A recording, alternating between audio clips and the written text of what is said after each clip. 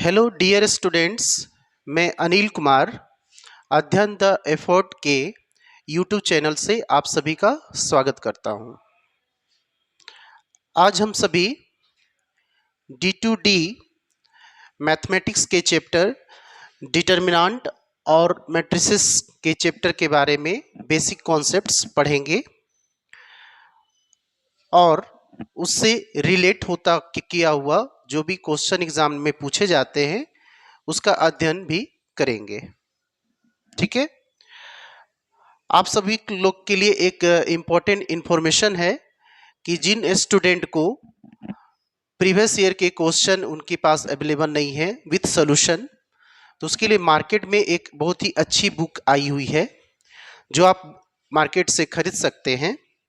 मैं एक बार शेयर करना चाहूँगा, ये बुक आप राजन सन्स पब्लिकेशन का ये बुक जो है मार्केट में अवेलेबल है, आप जाके परचेज कर सकते हैं। इसमें बहुत ही अच्छा डिटेल डिस्क्रिप्शन दिया हुआ है हर चैप्टर का, जो कि आपके एग्जामिनेशन के लिए इम्पोर्टेंट है। कुछ ऐसे स्टूडेंट जो कि जमशेदपुर से बिलोंग करते हैं, उन लोग के पास ये बुक चाचा book store near Al Kabir polytechnic के सामने जो है ये बुक स्टोर, वहाँ से मिल सकता है। आप वहाँ से चेक कर सकते हैं और वहाँ से आप खरीद सकते हैं। फिर भी किन्हीं को कोई प्रॉब्लम आ जाए तो राजन सन्स पब्लिकेशन के इस नंबर पे कॉल करके आप आगे का डिटेल ले सकते हैं कि किस जगह से और भी ये बुक आपको मिल सकता है। ठीक है, तो चैप्टर स्टार्ट करने से पहले मैं आपको ये एक इम्पोर्टेंट इन्फॉर्मेशन और देना चाहूँगा कि अगर आप एग्ज़ाम लिखने वाले हो तो डिटर्मिनेंट और मैट्रिसेस से रिलेटेड आज तक का जो पैटर्न रहा है लास्ट 5 इयर्स का, वो आपके सामने बोर्ड पे लिखा हुआ है। जैसा कि आप बोर्ड पे आप देख रहे हैं सभी लोग कि 2017 में इस चैप्टर से एक भी क्वेश्चन नहीं पूछे गए थे। 2018 में 5 क्वेश्चन पूछे गए, 2019 में 8 क्वेश्चन, 2020 में इस चैप्टर से एक भी क्वेश्चन इसलिए नहीं पूछा गया क्योंकि उस पीरियड में कोरोना पीरियड चल रहा था, जिसकी वजह से ये एग्जाम कंडक्ट नहीं हो सका। बट फिर 2021 में टोटल 5 क्वेश्चन पूछे गए। तो इसके अकॉर्डिंग आपको ये पढ़ना होगा और ये बहुत ही इम्पोर्टेंट चैप्टर है आपके पॉइंट ऑफ व्यू से, क्योंकि एग्जामिनेशन में इस सेक्शन से क्वेश्चन पूछे जाते हैं। और 2022 में जो अभी आप लोग का नेक्स्ट मंथ में D2D का जो बुक आने वाला है वो क्वेश्चन पेपर, उसमें इस चैप्टर से निश्चित रूप से मिनिमम तो आप 5 क्वेश्चन रख ही सकते हो जो पूछा जाएगा। तो आज के क्लास में हम लोग इससे रिलेट इम्पोर्टेंट कॉन्सेप्ट को देखेंगे। फिर इसके बाद एक नेक्स्ट वीडियो होगा जिसमें सम इम्पोर्टेंट क्वेश्चन जो कि प्रीवियस ईयर में पूछे गए हैं उसे हम लोग कैसे शॉर्टकट और फास्ट डील कर सकते हैं उसके बारे में देखेंगे। तो चलिए डियर स्टूडेंट स्टार्ट करते हैं इस टॉपिक का बेसिक कॉन्सेप्ट्स।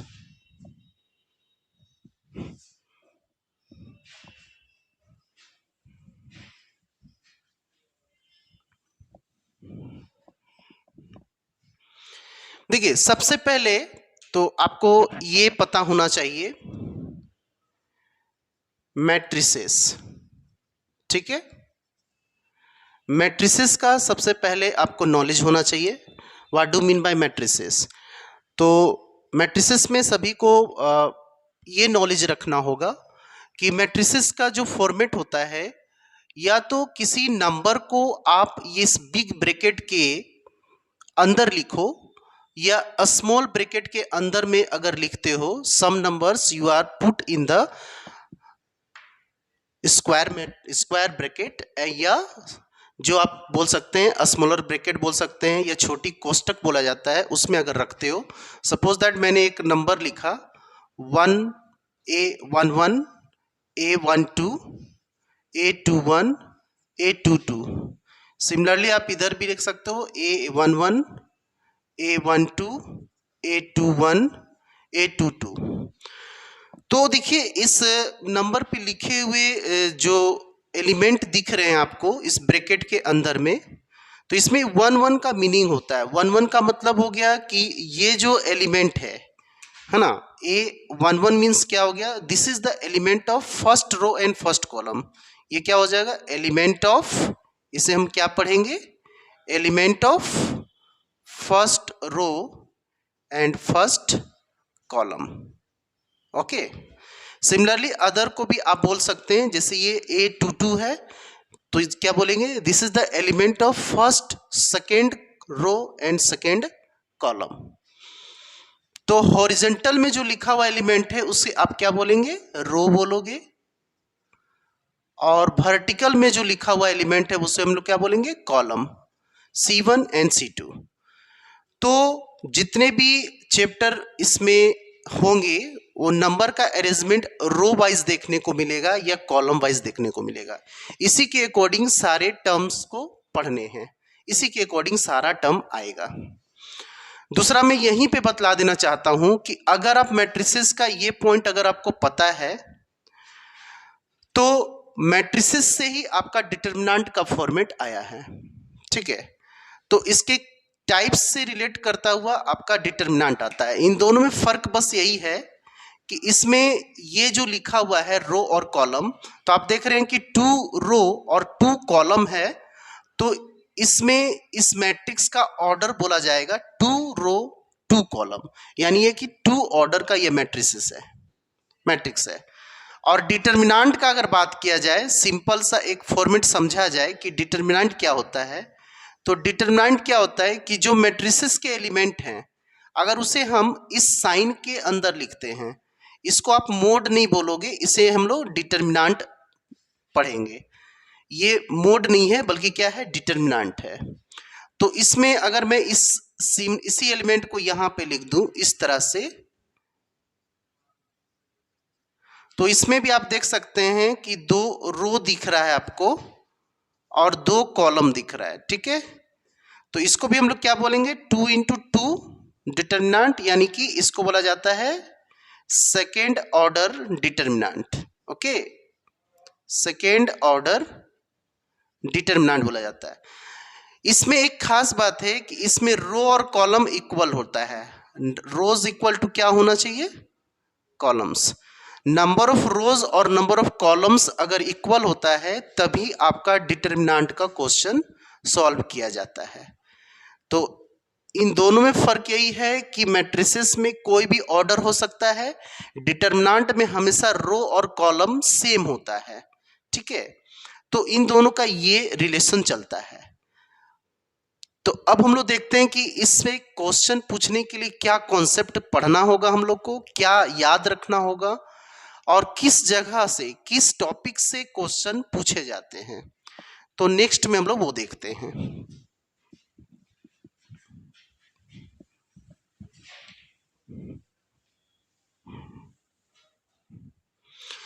तो सबसे पहले अगर आप बात करेंगे तो सबसे पहले तो देखिए आपको टाइप्स ऑफ मैट्रिसेस पता होना चाहिए। टाइप्स ऑफ मैट्रिसेस कितने होते हैं, टाइप्स ऑफ मैट्रिसेस। तो टाइप्स ऑफ मैट्रिसेस में आपको पता ही होगा सभी लोग को, फिर से एक बार ब्रीफली आप समझ लीजिए। पहला हो गया रो मैट्रिक्स, ठीक है, रो मैट्रिक्स बोलेंगे। तो इसका पहचान यही क्या है कि ऐसा मैट्रिक्स जिसमें केवल एक रो होगा, ओनली 1 रो होता है, वो कहलाता है रो मैट्रिक्स। हैविंग ओनली 1 रोज, है ना, केवल एक रो होगा तो उसको क्या बोला जाएगा, रो मैट्रिक्स, ठीक है। फॉर एग्जांपल में जैसे देख लीजिए, एक रो होना चाहिए 1 2, कॉलम कुछ भी रहे, रो 1 होना चाहिए। ये देखिए रो को डिनोट कर रहा है और ये कॉलम को, ये रो है और ये आपका कॉलम है, कॉलम आपका 2 है। दूसरा जो है डियर स्टूडेंट्स, वो है आपका column matrix. What do mean by column matrix? तो कॉलम मैट्रिक्स में क्या हो जाएगा, हैविंग ओनली 1 कॉलम, जिसमें केवल एक कॉलम होते हैं उसे कहा जाता है कॉलम मैट्रिक्स। तो कॉलम मैट्रिक्स को आप कैसे लिख सकते हैं, जैसे 2 है, 3 है, 5 है, तो आप देख सकते हैं इसमें 3 रो है और 1 कॉलम है, तो ये आपका रो है और ये आपका कॉलम है, ठीक है। आर से रो, सी से कॉलम। इसी तरह से आगे आप बढ़ते जाओगे तो बहुत सारे मैट्रिसेस आपको जानने हैं, तो जितने भी टाइप्स हैं उसको आपको देख लेना है। जितने टाइप्स यानी टाइप्स ऑफ मैट्रिसेस से क्वेश्चन रहता है आप लोगों का, ठीक है। नेक्स्ट में अगर आप चलते हैं तो नल और जीरो मैट्रिक्स होता है। नल बोलो या जीरो मैट्रिक्स, ठीक है। इसमें क्या होता है, हैविंग ऑल एलिमेंट्स जीरो। ऐसा मैट्रिक्स जिसमें सभी एलिमेंट जीरो होएगा उसको बोलते हैं null matrix. Having all elements, मैं शॉर्ट में लिख रहा हूं, having all elements is zero in the given matrix. किसी मैट्रिक्स में अगर उसका सारा एलिमेंट जीरो है तो वो जीरो मैट्रिक्स है या नल मैट्रिक्स है, ठीक है। उसके बाद एक बहुत ही इंपॉर्टेंट आता है, वो है आपका डायगोनल मैट्रिक्स। डायगोनल,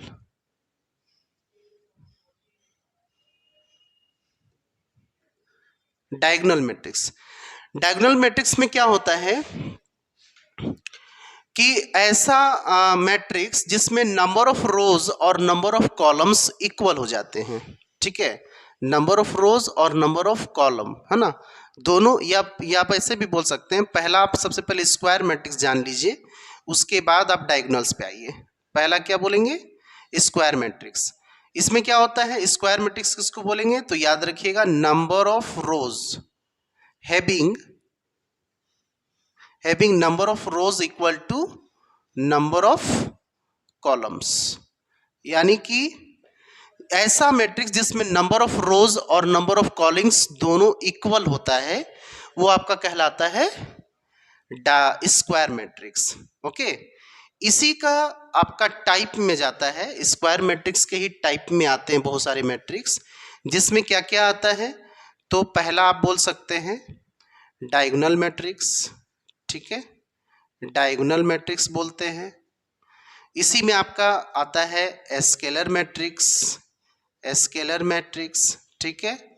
इसी में आपका आता है यूनिट या आइडेंटिटी मैट्रिक्स, ठीक है, आइडेंटिटी मैट्रिक्स।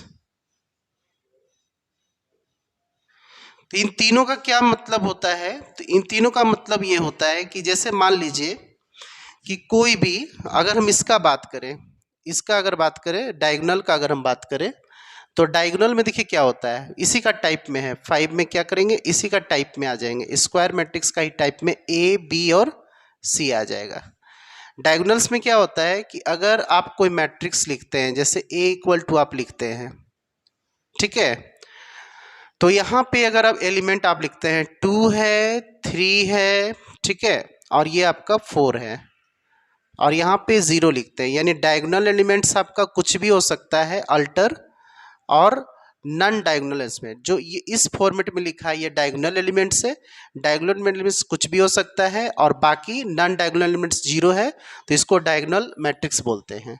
आप देख सकते हैं मैंने यहाँ 3 into 3 का ऑर्डर लिया है। अगर आप इसका बात करते हैं स्केलर का, तो स्केलर में क्या होता है, अगर मैं एक स्क्वायर मैट्रिक्स ऐसा लिखता हूँ जिसमें ये √3 लिखा हुआ है, √3 √3 √3, यानी कि नॉन डायगोनल एलिमेंट्स आपका 0 है, लेकिन डायगोनल एलिमेंट्स क्या है, √3 है, या माइनस भी आप कर सकते हैं, 2 भी कर सकते हैं, यानी कि डायगोनल एलिमेंट्स सेम रहेगा और नॉन डायगोनल 0 रहेगा, तो वो स्केलर मैट्रिक्स कहलाता है। लेकिन ये 1 नहीं होना चाहिए। 1 के लिए क्या होता है, यूनिट मैट्रिक्स। जैसे मैं सी लिखता हूँ और इस प्लेस पे लिखता हूँ 1 0 0 0 1 0 0 0 1, तब ये कहलाता है यूनिट मैट्रिक्स, ठीक है। ये भी 3 into 3 है, तो ये आपका हो जाएगा यूनिट मैट्रिक्स, ठीक है, थर्ड ऑर्डर का यूनिट मैट्रिक्स। तो डिटर्मिनेंट का जो फॉर्मेट होता है यही आपका स्क्वायर मैट्रिक्स से ही बनता है। स्क्वायर मैट्रिक्स के कॉन्सेप्ट से ही डिटर्मिनेंट का सारा चीज स्टडी किया जाता है। तो ये एक इम्पोर्टेंट मैट्रिक्स का टाइप है, ठीक है। इसके बाद और भी बहुत सारे मैट्रिक्स के टाइप्स हैं जो आपको जानकारी रखना होगा। उसके बाद सम इम्पोर्टेंट कॉन्सेप्ट हैं जो कि आपको 1 by 1 माइंड में रखना होगा। जैसे फॉर एग्जांपल अगर आप एडिशन ऑफ मैट्रिक्स करना चाहते हैं, एडिशन ऑफ टू मैट्रिसेस, ठीक है, सब्ट्रैक्शन ऑफ टू मैट्रिसेस, ये दोनों तो बहुत सिंपल होता है, आप सभी इसको कर सकते हो। फिर भी मैं एक एग्जांपल के थ्रू बता देता हूं।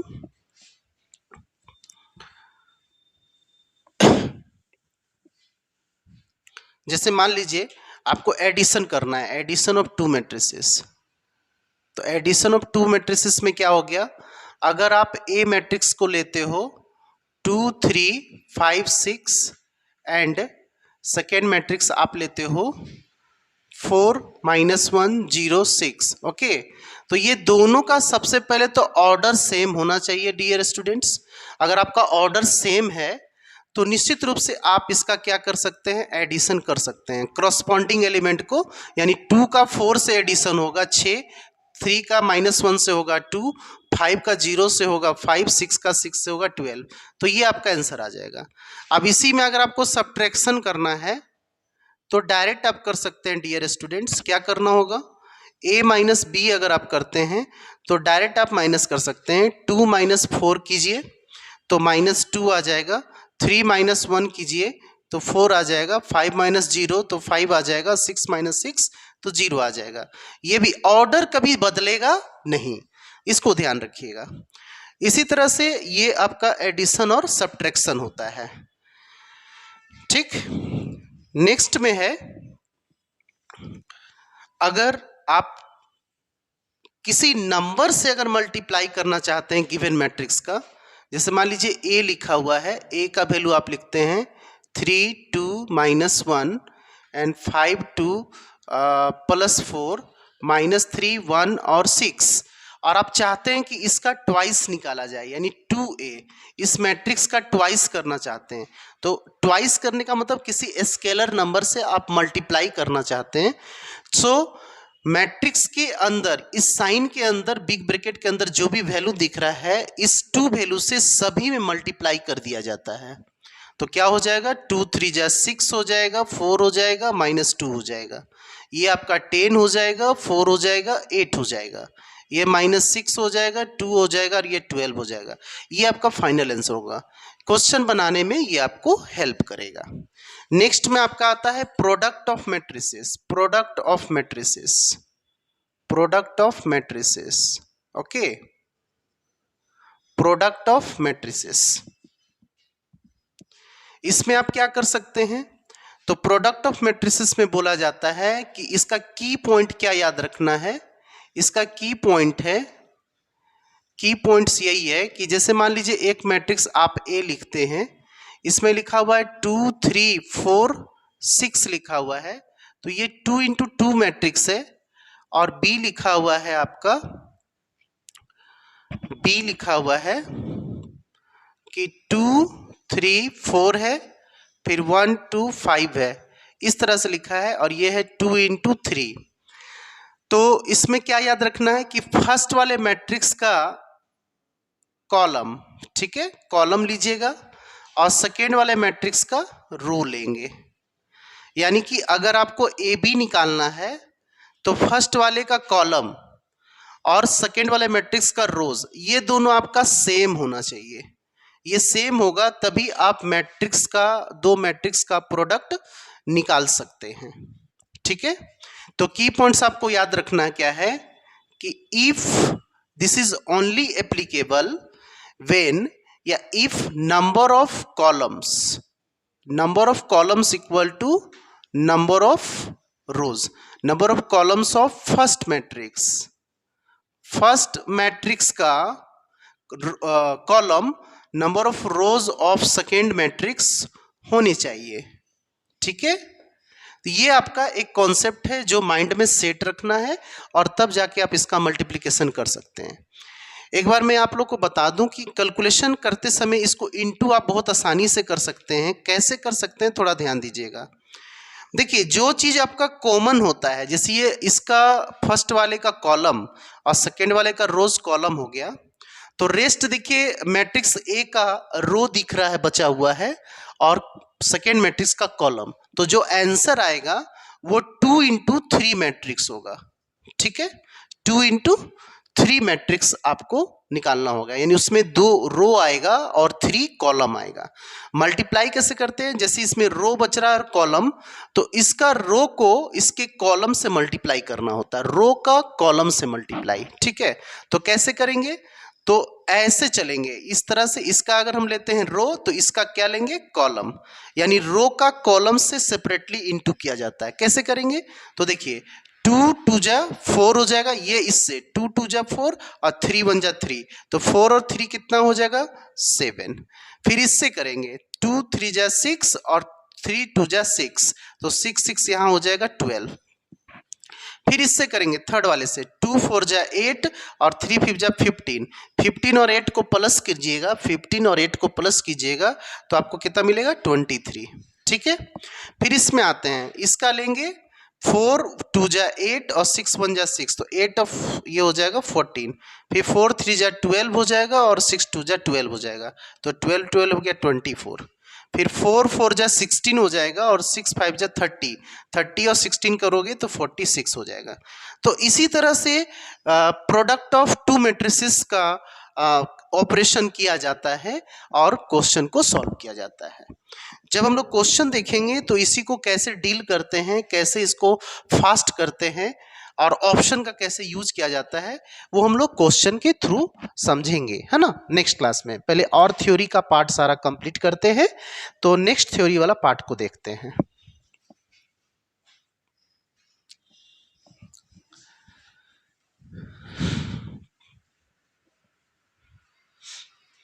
टाइप्स वाला में जो आपको बताया हूं, टाइप्स में सारा आपको देख लेना है।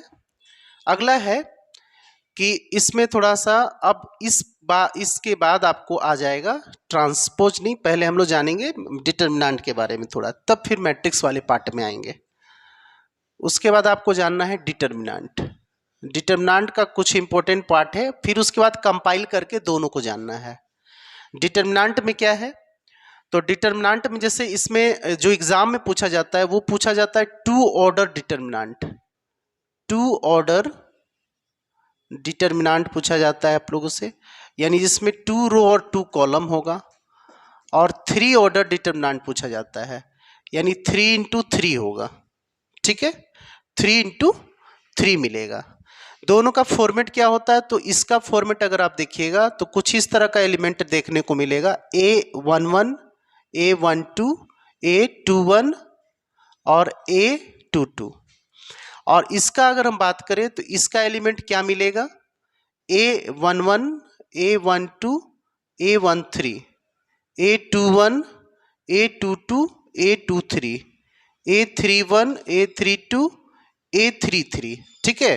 तो 2 रो 2 कॉलम है तो सेकेंड ऑर्डर का डिटर्मिनेंट कहेंगे, 3 इंटू 3 है यानी 3 रो 3 कॉलम है तो 3 ऑर्डर का डिटर्मिनेंट कहेंगे।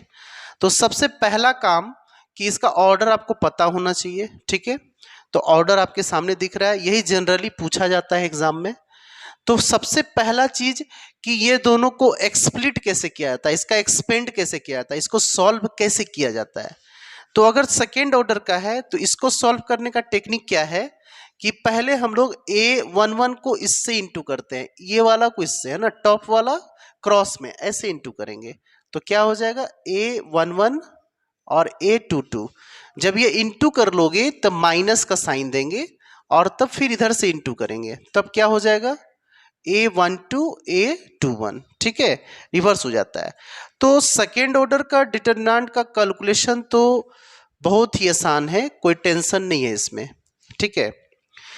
दूसरा चीज अगर आपको जानना है और कि एक्सप्रेशन कैसे किया जाता है, एक्सप्लिट कैसे किया जाता है, तो इसके साइन को आपको जानना होगा कि डिटर्मिनेंट के ईच एलिमेंट का साइन क्या होता है। साइन क्या होता है तो इसके लिए ध्यान रखिएगा कि अगर रो और कॉलम को ऐड करने पे, नंबर ऑफ रो और कॉलम को ऐड करते हैं और इवन नंबर आता है तो उसका साइन पॉजिटिव लेते हैं, और इन नंबर ऑफ रो और कॉलम को ऐड करने पे अगर ऑड आता है तो नेगेटिव साइन हो जाता है। तो 1 1 2 आ रहा है इसलिए इसका साइन प्लस होगा, 1 2 3 तो माइनस, इसका माइनस और इसका प्लस होता है। सिमिलरली इसका साइन भी आपको याद रखना होगा, क्योंकि जब इसको एक्सप्लिट करोगे, एक्सपेंशन करोगे तो साइन आपको पता होना चाहिए। तो इसका साइन हो जाएगा plus minus plus minus plus minus plus minus plus. ठीक है, अब एक क्वेश्चन के थ्रू देखते हैं कि इसको एक्सप्लिट करने का शॉर्टकट मेथड क्या होता है, कैसे करेंगे कि ये जल्दी हो जाएगा। ठीक है, जैसे मान लीजिए आपको एक डिटरमिनेंट में देता हूं और उसे सॉल्व करना है। जैसे मान लीजिए लिखा हुआ है सॉल्व डिटरमिनेंट ऑफ 2 3 5 -1 5 2 3 -2 1। ये मेरे को एक्सप्लेन करके लिखना है। ठीक है, ये सॉल्व करना चाहता हूं। तो इसको सॉल्व करने का तरीका क्या है, जैसा कि मैंने साइन बताया कि प्लस माइनस प्लस होता है, माइनस प्लस माइनस होता है, प्लस माइनस प्लस होता है। ठीक है, इस फॉर्मेट के अनुसार आपको सॉल्व करना होता है। तो सॉल्व करने का तरीका क्या है, बहुत सिंपल वे में आप इसको सॉल्व कर सकते हैं। ट्रेडिशनल मेथड से अगर आप करते हैं तो कुछ इस तरह से आपको करना पड़ेगा। ये हमारा रो 1 है, रो 2 है, रो 3 है। ये वाला हमारा क्या हो गया, रो 1 रो 2 रो 3, और ये हो गया आपका कॉलम 1 कॉलम 2 और कॉलम 3। ठीक है, तो अगर आप किसी भी कॉलम या रो में, किसी भी रो या कॉलम में इसको स्प्लिट करते हैं, तो मैं स्प्लिट कर रहा हूं रो वाइज। ठीक है, रो वाइज। तो क्या करेंगे, सबसे पहले ये 2 को लिखेंगे, ये जो फर्स्ट वाला एलिमेंट है 2, इसका साइन प्लस है। 2 लिखने पे बाद क्या करेंगे, रो वाला और कॉलम वाला एलिमेंट को हिडन कर देंगे, यानी ये वाला पोर्शन और ये वाला पोर्शन हिडन हो जाएगा। और 2 ऑर्डर का डिटरमिनेंट यूज करेंगे, ये 4 में लगाएंगे, तो क्या हो जाएगा 5 1 जा 5, फिर माइनस का साइन देंगे, -2 और 2 तो +4 हो जाएगा। उसके बाद हम लोग माइनस का साइन इसके साथ लगाएंगे, रो वाइज मैं एक्सप्लेन कर रहा हूं, किसके बाद ऑपरेट बाय रो 1, ये हो जाएगा -3। तो ये वाला कॉलम और ये रो को हिडन कर देंगे, तो बचेगा क्या, -1 1 -1 और ये हो जाएगा -6। फिर +5 करेंगे, ये और ये आपको हिडन कर देंगे, तो ये क्या हो जाएगा, -1 -2 2 हो जाएगा, फिर -3 5 जा 15 हो जाएगा। अब after you solving this problem you get the final result.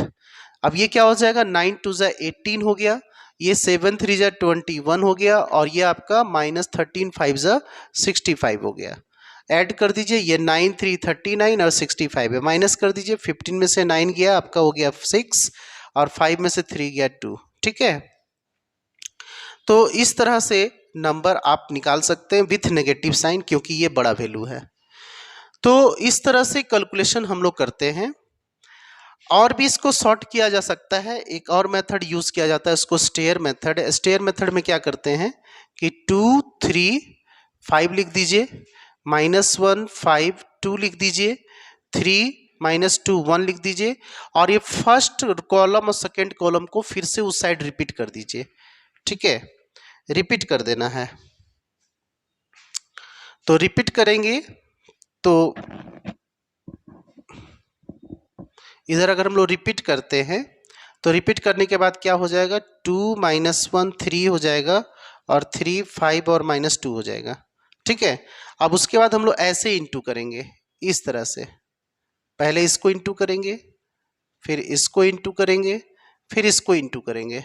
ठीक है, ये पूरे को इंटू करेंगे, फिर इसको इंटू करेंगे, फिर इसको इंटू करेंगे, और फिर इस साइड से इंटू करेंगे। पहले तो इधर वाला इंटू कर दीजिए, 2 5 जा 10 और 1 तो 10 हो गया। फिर इधर से 3 2 जा 6 6 3 जा 18 प्लस हो गया। फिर 5 -1 -5 और -2 -10 तो +10। तो पहले हम लोग क्या करेंगे, टॉप से इंटू करेंगे, 3 नंबर को इंटू करेंगे। इस तरह से करने के बाद इसको हम लोग ब्रैकेट में लिखेंगे, फिर माइनस का साइन देंगे, और फिर इधर से इंटू करेंगे, नीचे से ये वाला पोर्शन इंटू होगा, फिर ये वाला पोर्शन इंटू होगा, फिर ये पोर्शन इंटू होगा। ठीक है, तो आप देखिए कितना हो जाएगा, 3 5 जा 15 15 5 जा हो गया 75। ठीक है, फिर -2 2 तो हो गया आपका -8, फिर इधर से 1 -1 और प्लस तो -3 हो गया। अब इसको आप सॉल्व कर दीजिए, तो ये हो गया 18 28 38 38 हो गया, और इधर हो गया आपका 75 और ये माइनस कर देंगे, तो ये हो जाएगा आपका कितना हो जाएगा, तो इंटू कर दीजिए, है ना। तो यहाँ टोटल कितना आ जाएगा 75 और ये हो जाएगा -11, तो ये हो गया 4 और ये 64। अब इसको सॉल्व करेंगे तो ये भी आपका -26 दे देगा। इस तरह का मेथड को हम लोग स्टेयर मेथड बोलते हैं। इससे भी शॉर्ट में हम लोग जल्दी आंसर निकाल सकते हैं। इसके बाद डियर स्टूडेंट्स, इसके बाद हम लोग को जो मेन इसका इंपॉर्टेंट टर्म्स आता है जिसमें आप पढ़े होंगे, ट्रांसपोज ऑफ मैट्रिक्स क्या होता है, एडजॉइंट क्या होता है, कोफैक्टर क्या होता है, इसके बारे में जानना होगा। तो माइनर और कोफैक्टर क्या होता है इसको समझ लीजिए। Minor and cofactors, cofactors of A determinant.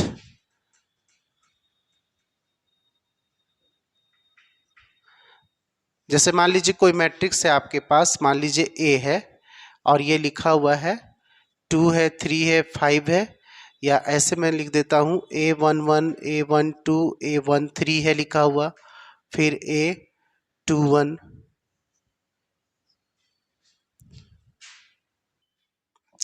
ठीक है, A22 हो जाएगा, A23 हो जाएगा, A31 हो जाएगा, 32 हो जाएगा, 33 हो जाएगा, ठीक है।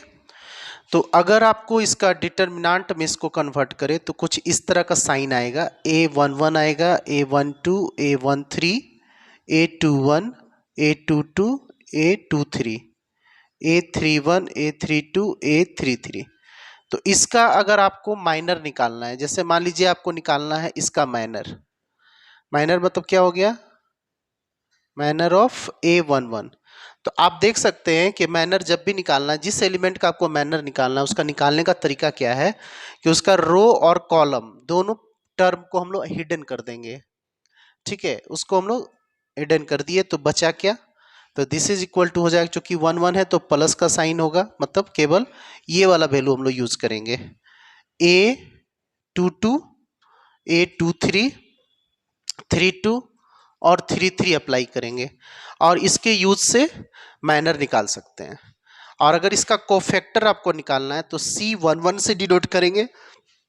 तो यहाँ पे क्या करते हैं, -1 का I प्लस जे पावर लिखते हैं, यानी रो और कॉलम यहाँ प्लस होता है, नंबर ऑफ रो और नंबर ऑफ कॉलम प्लस होता है और इसमें माइनर 1 1 लिखेंगे। तो चूंकि यहाँ रो और कॉलम जो है 1 1 का मतलब A11 एलिमेंट का हम लोग निकाल रहे कोफैक्टर, तो 1 1 का मतलब 2 आ जा रहा है, तो -1 का इवन पावर आएगा, तो ये साइन क्या हो जाएगा, प्लस, और माइनर जो आप निकाले हैं उसको यहाँ पे लिख देना पड़ता है, यही चीज यहाँ पे आ जाएगा। तो सिमिलर सभी का मैनर और कोफैक्टर निकालने आना चाहिए। अगर ये आपको निकालने आता है तो आगे का आप बहुत आसानी से एडजॉइंट और फिर इन्वर्स ऑफ मैट्रिक्स निकाल सकते हैं।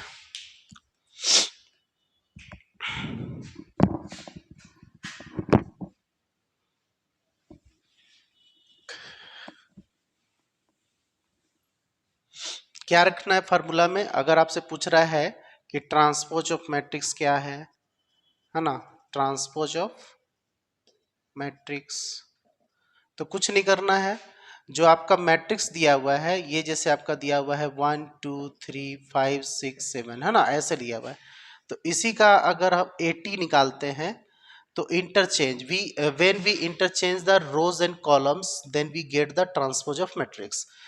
तो अगर इसको चेंज करते हैं, रो को अगर कॉलम बनाते हैं 1 2 6 और 3 5 7, तो ये ट्रांसपोज निकल जाएगा इसका, ठीक है। उसके बाद आता है adjoint, adjoint of A matrix. तो इसमें क्या होता है, एडजॉइंट के लिए हम लोग क्या करते हैं भाई, तो एडजॉइंट के लिए हम लोग क्या करते हैं, एडजॉइंट ऑफ मैट्रिक्स ए, ये अगर निकालना है तो हम लोग क्या करेंगे, transpose of transpose of cofactor matrix बोलते हैं, है ना। कोफैक्टर मैट्रिक्स का ट्रांसपोज निकालते हैं। जैसे मान लीजिए ए दिया हुआ है और ये दिया हुआ A11, A12, A21 और A22 दिया हुआ है डियर स्टूडेंट। तो इसका कोफैक्टर मैट्रिक्स जैसे ही आप निकालिएगा, कोफैक्टर मैट्रिक्स, कोफैक्टर मैट्रिक्स हो गया C11, C12, C21 और C22। तो ये कोफैक्टर मैट्रिक्स का अगर आप ट्रांसपोज निकाल देते हैं, इसका क्या निकाल देते हैं, C11, C12, C21, C2 को ट्रांसपोज यानी डैश दे दीजिए, तो रो को कॉलम बना दीजिए, C11, C12, C21, C22, तो ये डायरेक्ट आपका एडजॉइंट ऑफ मैट्रिक्स निकल जाएगा। यानी सबसे पहले गिवन मैट्रिक्स का कोफैक्टर निकालेंगे डिटरमिनेंट फॉर्मेट में चेंज करने के बाद, और उसका ट्रांसपोज कर देंगे तो एडजॉइंट निकल जाएगा। क्वेश्चन में आप लोगों को बताऊंगा इसका शॉर्ट कैसे हम लोग निकालते हैं। इसके बाद वेरी इंपॉर्टेंट कॉन्सेप्ट दो और बच रहा है। एक है आपका प्रॉपर्टीज ऑफ डिटरमिनेंट, जो आपको नॉलेज होना चाहिए डिटरमिनेंट के क्वेश्चन को सॉल्व करने के लिए, और दूसरा कि how to solve the simultaneous linear equation of two variables and three variables by determinant method, जिसमें क्रेमर्स रूल का यूज किया जाता है। सेकेंड मैट्रिक्स मेथड होता है, उसका यूज किया जाता है। और थर्ड होता है रैंक मेथड। तो रैंक मेथड तो नहीं पूछता है, लेकिन बाकी जो दो मेथड मैंने बोला स्टार्टिंग में उसको आप यूज कर सकते हैं। चलिए, तो हम लोग प्रॉपर्टीज देख लेते हैं डिटरमिनेंट का। क्वेश्चन में वो भी अप्लाई करना होगा डायरेक्ट, ठीक है। तो नेक्स्ट में हेडिंग लगाइएगा properties of determinant. Properties of determinant, properties of a determinant. इसमें क्या होता है, सम इंपॉर्टेंट प्रॉपर्टीज क्या है कि अगर मान लीजिए आप एक डिटरमिनेंट लेते हैं, सपोज दैट डेल्टा लिए, और डेल्टा लिखने के बाद आप यहाँ पे एक नंबर ले रहे हैं, जैसे 2 है, 3 है, 5 है, 6 है, 7 है, 8 है, और 3 है, -4 है, और 2 है। तो आप देख रहे हैं इसमें ये रो है, रो 3 रो दिख रहा है और 3 कॉलम आपको दिख रहा है, ठीक है। तो पहला प्रॉपर्टी डिटरमिनेंट का ये बोलता है कि अगर आप किसी डिटरमिनेंट के रो को, पूरा का पूरा रो को कॉलम बना दीजिए और कॉलम को रो बना दीजिए, तो डिटरमिनेंट का वैल्यू में कोई भी चेंजेस नहीं आता, यानी कि the value of the determinant remains same, ये होता है। तो हम लोग क्या कर सकते हैं, देन अगर आप इसे डेल्टा 1 निकालते हैं तो इंटरचेंज करते, if we interchange the rows और all rows in column and all column in rows, the value of determinant remains same. तो क्या लिखेंगे हम लोग, 2 3 5 6 7 8 3 -4 2। सो ये जो वैल्यू आएगा, इसका जो वैल्यू आएगा और इसका जो वैल्यू आएगा, ये वैल्यू क्या देगा, सेम वैल्यू देगा, कोई बदलाव नहीं आएगा। ये बोलता है पहला प्रॉपर्टीज, ठीक है। सेकेंड प्रॉपर्टी है, अगर ये डिटरमिनेंट आप देख रहे हैं डेल्टा, डेल्टा का वैल्यू आप देख रहे हैं कि 263 है, 37 -4 है, 582 है, ये दिया हुआ है, ठीक है। इसमें बोलता है किसी दो रो को और किसी दो कॉलम को आप इंटरचेंज अगर कर देते हैं, if we interchange any two rows or two columns of the given determinant, then the value of determinant same with negative sign, मतलब मैग्नीट्यूड सेम होगा, साइन चेंज हो जाएगा, ठीक है। जैसे अगर मैं इसको बोलूं सॉल्व करने के लिए, आप इसको सॉल्व करके देख लीजिए। अगर आप इसको सॉल्व करते हैं तो कितना आएगा वैल्यू, मैं शॉर्टकट में कर देता हूं, 2 है तुम्हारा, ठीक है। 2 के बाद कितना हो जाएगा, यहाँ 14 हो जाएगा और यहाँ हो जाएगा 32, ठीक है, -3, उसके बाद हो जाएगा 12 हो जाएगा, सॉरी हाँ 12, और ये हो जाएगा -24, +5 कर दिया मैंने, तो ये हो गया -24 और ये हो गया -21, ठीक है, ये है। तो ये वैल्यू हो गया आपका 32 42 46 46 टू जा 92, ठीक है।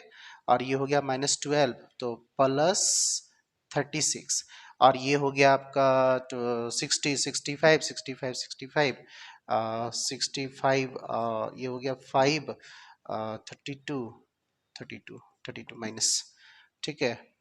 तो -3 ये हो जाएगा।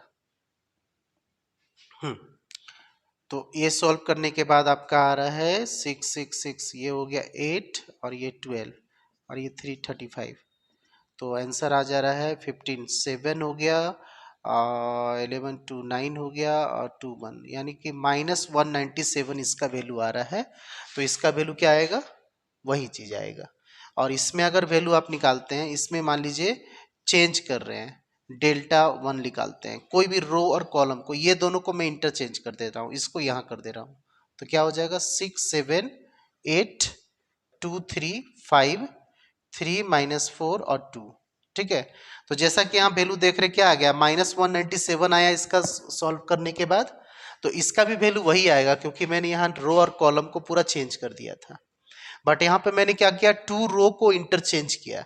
तो अगर इसका वैल्यू आपके पास आ रहा है 197, तो इसका वैल्यू कितना आएगा, 197 तो आएगा, लेकिन साइन माइनस होगा, यानी क्या हो जाएगा, 197 प्लस में आएगा।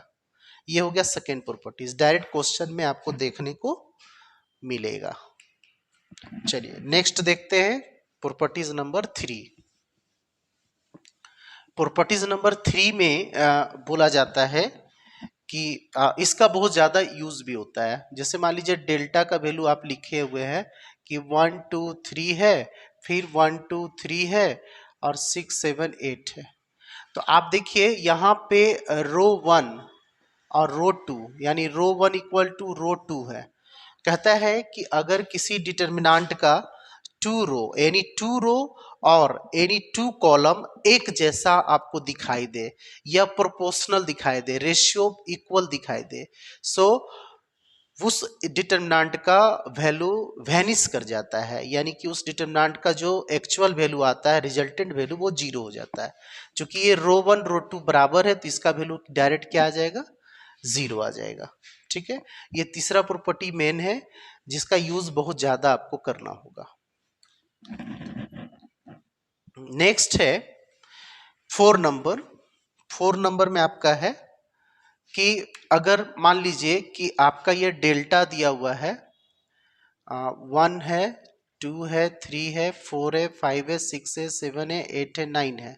ठीक है, और इस डेल्टा को अगर किसी स्केलर नंबर से, यानी कि कोई कांस्टेंट वैल्यू से आप मल्टीप्लाई करते हैं, जो जीरो केवल नहीं होना चाहिए, नॉन जीरो नंबर। तो मान लीजिए आप के से अगर मल्टीप्लाई कर रहे हैं डेल्टा को, तो डिटर्मिनेंट वाले केस में क्या होता है ना, कि this scalar value only multiply any one rows और any one column.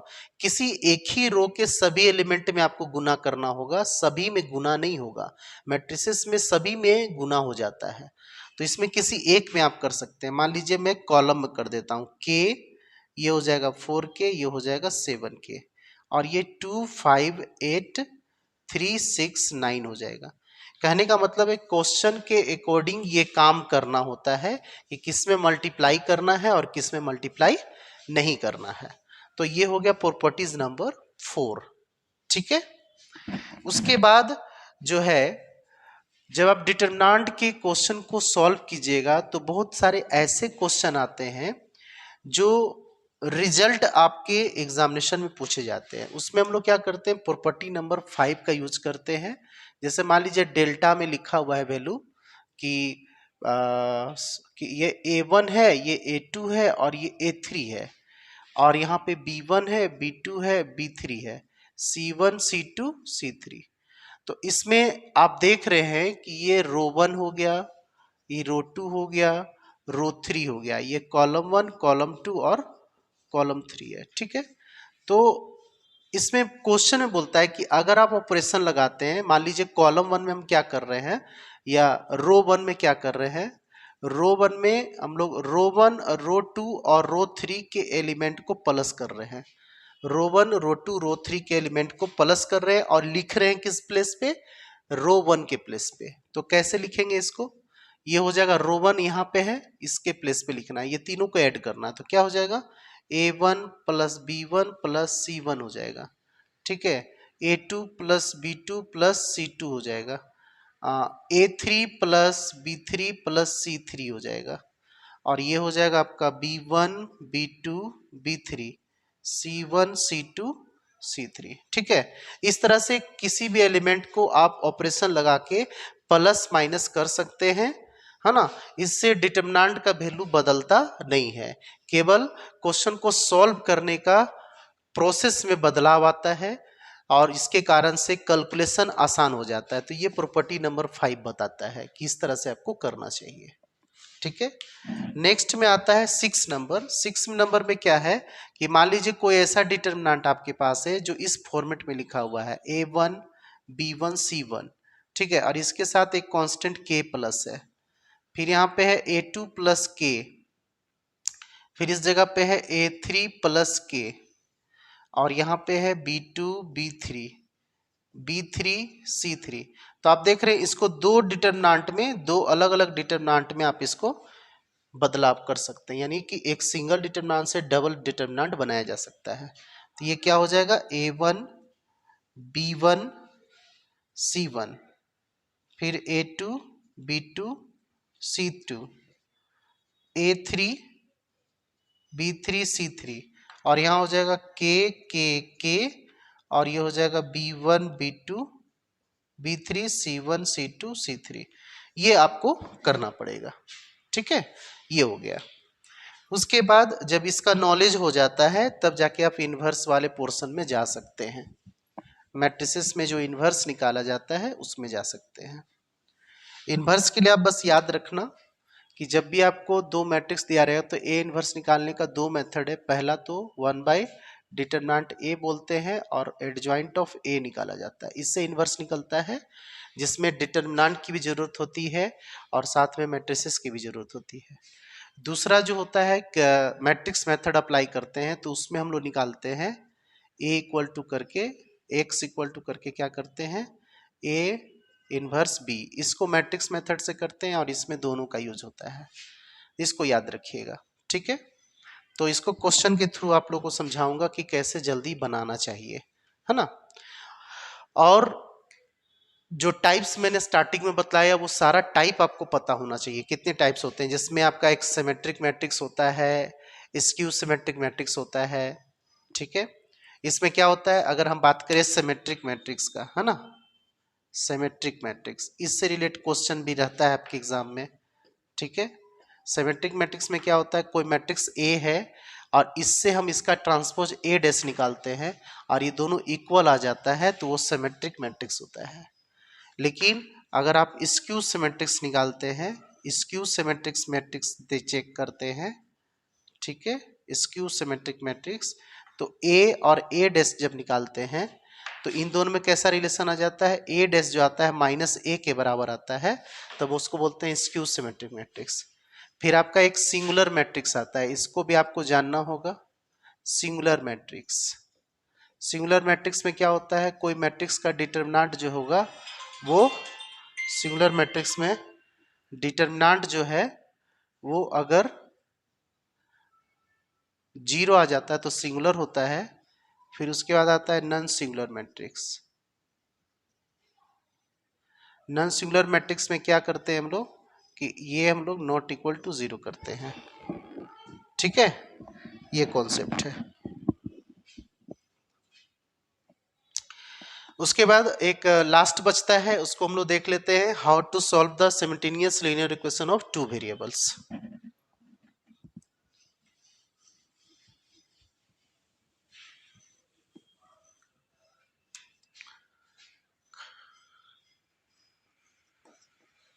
How to solve the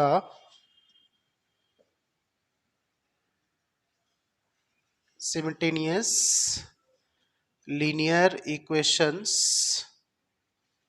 है ना। इसको सॉल्व करने के लिए क्या करते हैं, तो आपको जो मेथड यूज करना रहता है उसमें एक आता है तुम्हारा क्रेमर्स रूल। क्रेमर्स रूल आता है डिटर्मिनेंट मेथड जिसको हम लोग बोलते हैं, डिटर्मिनेंट मेथड। ठीक है, डिटर्मिनेंट मेथड इसको बोला जाता है। और दूसरा बोला जाता है मैट्रिक्स मेथड, मैट्रिक्स मेथड। ठीक है, और तीसरा बोला जाता है रैंक मेथड, रैंक। तो रैंक तो नहीं जानना है लेकिन वो दोनों आपको पता होना चाहिए, ये दोनों। इसमें क्या होता है, जैसे मान लीजिए आपके पास इक्वेशन है, थर्ड ऑर्डर का मैं बताता हूँ, सेकेंड ऑर्डर में भी वही रूल फॉलो होगा। अगर a1 x लिखा हुआ है, b1 y है, c1 z है और इक्वल टू d1 है, इक्वेशन नंबर 1, ठीक है। A2x है, B2y है, C2z इक्वल टू D2 है, इक्वेशन 2, और A3x है, B3y है, C3z इक्वल टू D3, ये थर्ड इक्वेशन है। तो अगर आप क्रेमर रूल लगाते हैं तो यहां से हम लोग क्या करते हैं, इस पोर्शन से सबसे पहले हम डिटरमिनेंट निकालते हैं डेल्टा। डेल्टा हमेशा जो एक्स वाई जेड वेरिएबल है उसके कोफिशिएंट से जो वैल्यू डिटरमिनेंट सोल्व करते हैं वो डेल्टा होता है। तो डेल्टा निकालने के लिए क्या करते हैं हम लोग, A1 A2 A3 B1 B2 B3 C1 C2 C3 निकाला जाता है। उसके बाद डेल्टा 1 निकाला जाता है। डेल्टा 1 में क्या करते हैं, A1 A2 और A3 के प्लेस पे राइट साइड में जो D1 D2 D3 है उस वैल्यू को रखा जाता है, यानी D1 D2 D3, और Y और Z वाला इसमें आता है उसके वेरिएबल। ठीक है, ये लिखते हैं। फिर डेल्टा 2 आता है आपका, जिसमें हम लिखते हैं A1 A2 A3 D1 D2 D3 C1 C2 C3, और उसके बाद आता है डेल्टा 3। डेल्टा 3 में क्या होगा, A1 A2 A3 B1 B2 B3 D1 D2 D3, ये सब अगर आप निकाल लेते हैं तो x निकालने के लिए क्या करते हैं हम लोग, डेल्टा 1 बाई डेल्टा करते हैं, डेल्टा 2 बाई डेल्टा करते हैं, और z बराबर डेल्टा 3 बाई डेल्टा करते हैं। ठीक है, ये क्रेमर्स रूल में किया जाता है। और मैट्रिक्स वाला में हम लोग ये वाला अप्लाई करते हैं, x बराबर a डैश b डैश, ये वाला हम लोग यूज करके निकालते हैं। ठीक है, तो यही हमारा कॉन्सेप्ट है। अब इस कॉन्सेप्ट से रिलेटेड कुछ आपका कॉन्सेप्ट होता है, कंडीशन होता है जो आपको याद रखना होगा कि कब ये सॉल्व करते हैं। जैसा कि आप सिमल्टेनियस यूनिफिकेशन में करते थे, यूनिक सोल्यूशन वाला कॉन्सेप्ट आता था। जब कंसिस्टेंट सोल्यूशन होता है तो उसमें डेल्टा का वैल्यू क्या होता है, नॉट इक्वल टू जीरो, है ना, जीरो नहीं आएगा तो आंसर आएगा। अगर डेल्टा जीरो हो जाता है तो, और साथ में अदर जो डेल्टा 1 डेल्टा 2 भी जीरो हो जाता है तो वो भी कंसिस्टेंट होता है, लेकिन उसका बहुत सारा सोल्यूशन निकलता है ना, इन्फिनाइट नंबर ऑफ सोल्यूशन। लेकिन अगर डेल्टा भी जीरो आ जाए, डेल्टा का जो दिख रहा है वो भी जीरो आ जाए, और डेल्टा 1 डेल्टा 2 में से, डेल्टा 1 डेल्टा 2 और डेल्टा 3 में से कोई एक ऐसा वैल्यू हो जाए जो जीरो के बराबर ना हो, तो वो इनकंसिस्टेंट सोल्यूशन होता है। और तब वहां पे ट्राइवियल सोल्यूशन निकाला जाता है, यानी कुछ अलग हटके देता है, बस उसको याद रखना है आपको। वो पूछता नहीं है लेकिन उसका कंडीशन को आपको याद रखना होगा। ठीक है, 3 कंडीशन होता है। पहला होता है जिसमें डेल्टा जो होगा वो जीरो के बराबर नहीं होगा, और ये सब भी आपका जीरो के बराबर नहीं होगा। ठीक है, तो आपको यूनिक सॉल्यूशन होगा और कंसिस्टेंट कहलाएगा। ठीक है, दूसरा होता है अगर डेल्टा जो है जीरो के बराबर है और डेल्टा 1 डेल्टा 2 डेल्टा 3 ये सब भी जीरो आ जाता है, तो ये भी कंसिस्टेंट होगा, बट इन्फिनाइट सोल्यूशन होगा, इन्फिनाइट मेनी सोल्यूशन होगा। ठीक है, और तीसरा होता है डेल्टा जो है जीरो है, नॉट जीरो है। ठीक है, और क्या हो रहा है, साथ में कम से कम at least one, delta 1 equal to not equal to zero आ रहा है, कोई एक अगर जीरो के बराबर नहीं है तो वो कहलाता है, वो कहलाएगा इनकंसिस्टेंट सॉल्यूशन। ठीक है, तो यही एक इम्पोर्टेंट कॉन्सेप्ट है पूरे चैप्टर का जो आपको पता होना चाहिए, और इसमें जितने भी बताए गए हैं कॉन्सेप्ट वो सभी आपको नॉलेज में होगा, तो आप बहुत आसानी से इस चैप्टर को सॉल्व कर सकते हैं। और जिसमें ज़रूरत होगी तो इन्वर्स, एडजॉइंट, ट्रांसपोज, और how to solve linear equation of 3 variables 2 variables by given Cramer's rule और मैट्रिक्स मेथड से निकाल सकते हैं।